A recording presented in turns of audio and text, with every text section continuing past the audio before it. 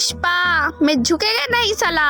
তো চলে আসছে আউন বো রাউন এই ইমোটটা, পুষ্পার যে ইমোটটা। আমি জানি তোমরা অনেকে এই ইমোটটা বের করবা, আমিও আজকে স্পিন দিছি, বাট আইডিতে একটু ডায়মন্ড কম আছে, ওইটা কোনো ম্যাটার না, দেখা যাক লাখ এইটার ভেতরেও তো পেয়ে যেতে পারি। তো ইতিমধ্যে প্রথম স্পিন কমপ্লিট হয়েছিল, পেট ফুড দিছে। সেকেন্ড স্পিনে এই যে ম্যাজিক কিউব দিল, 2টা ফ্রেগমেন্টস দিল। তো থার্ড যে স্পিন সেটা চলতেছে, দেখা যাক কি দেয়।